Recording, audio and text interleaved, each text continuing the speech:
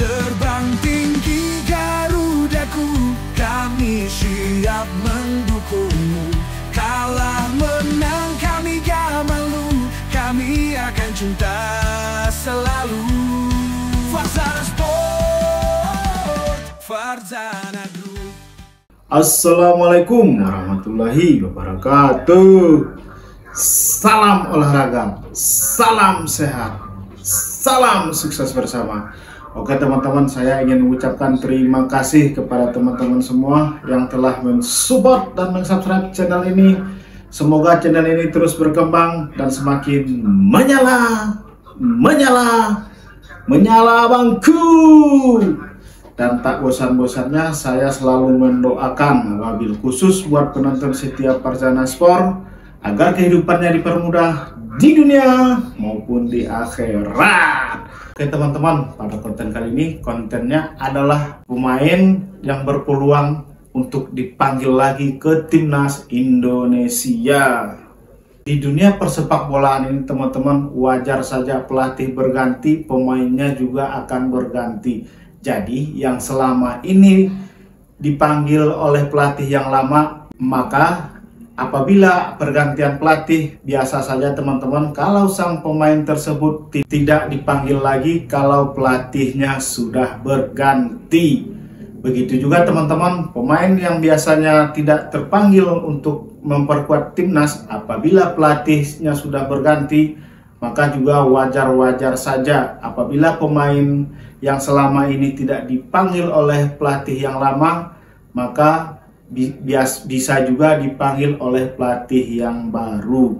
Jadi teman-teman, inilah dia deretan-deretan pemain yang berpeluang untuk memperkuat timnas Indonesia di kepelatihan yang baru ini. Yang pertama ini Mark Klok. Mark Klok ini adalah salah satu pemain timnas Indonesia yang dinaturalisasi. Cuman pemain ini berbeda dengan naturalisasi yang lainnya, karena pemain ini naturalisasinya bukan karena ada hubungan darah. Cuman pemain ini telah menetap selama 5 tahun di Indonesia, maka sang pemain ini boleh mengajukan naturalisasi. Namanya naturalisasi mandiri. Di awal kepelatihan STY, pemain ini pemain yang sangat dipercaya oleh STY. Tapi belakangan ini pemain ini juga berseteru dengan coach STY. Pemain ini juga pernah mengeluarkan statement di media Belanda mengatakan bahwa STY ini adalah pelatih yang diktator. Setelah perseteruannya dengan STY, pemain ini tak kunjung mendapat panggilan dari timnas Indonesia. Tapi melihat komposisi pemain di era STY ini, sebenarnya Mark Klok ini boleh dibilang pemain yang sangat dibutuhkan timnas Indonesia dan juga tidak kalah secara kualitas dengan pemain yang selalu dimainkan STY.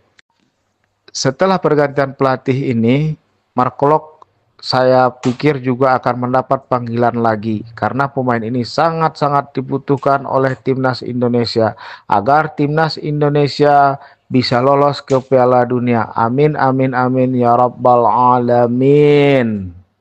Nomor 2, Elkan Bagot.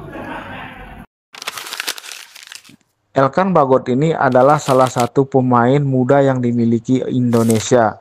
Pemain ini juga cukup mempunyai postur yang sangat tinggi dan sangat dibutuhkan oleh timnas Indonesia. Karena kita ketahui teman-teman, selama ini kelemahan timnas Indonesia adalah di posisi belakang. Karena back-back dari timnas Indonesia tidak memiliki cukup tinggi badan yang mumpuni.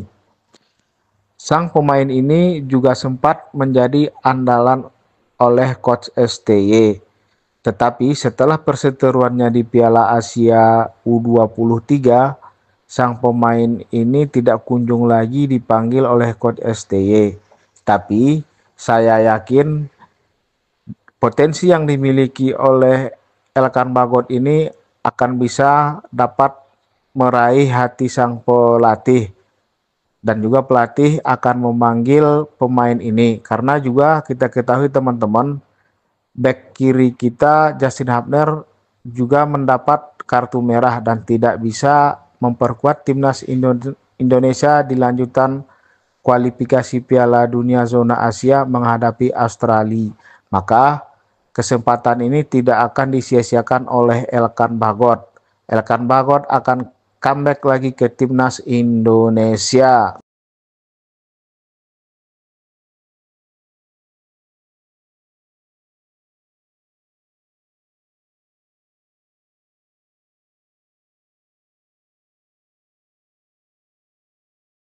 Tiga, Sadil Ramdhani.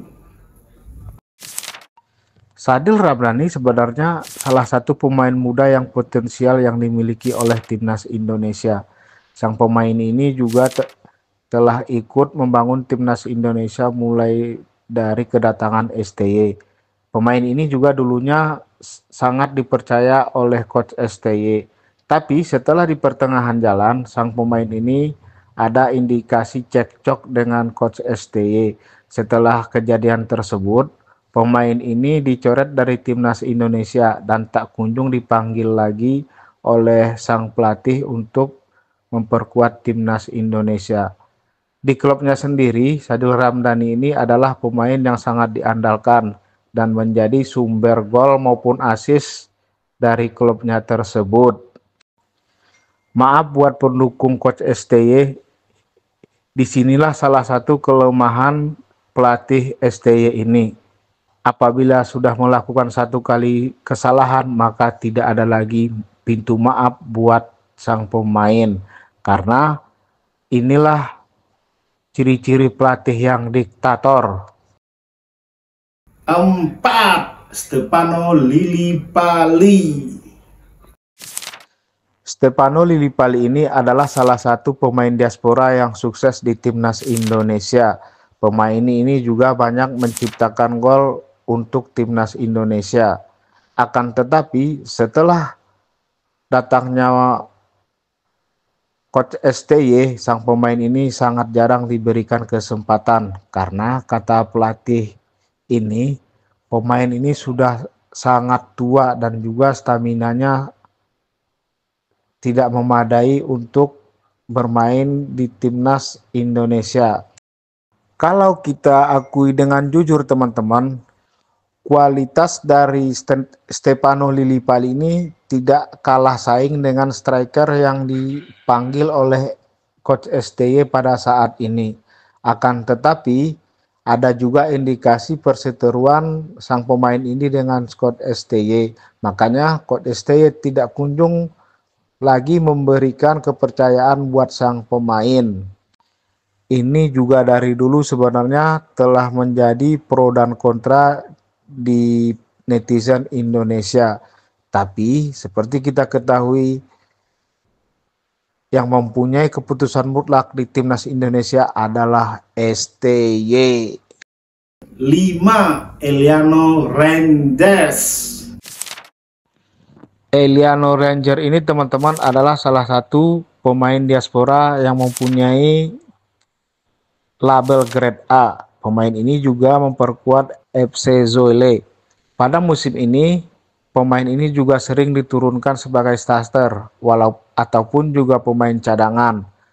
Sebenarnya pemain ini mendapat panggilan dari coach STY, tapi sayang seribu kali sayang, setelah timnas Indonesia menghadapi Bahrain, nama pemain ini tidak kunjung lagi masuk line up ataupun masuk pemain cadangan. Karena sang pemain ini juga ada indikasi perseteruan dengan coach STY. Sebenarnya ini adalah pemain yang sangat freestyle di timnas Indonesia. Pemain ini bisa bermain di posisi bek kiri, bek kanan, gelandang tengah, gelandang serang.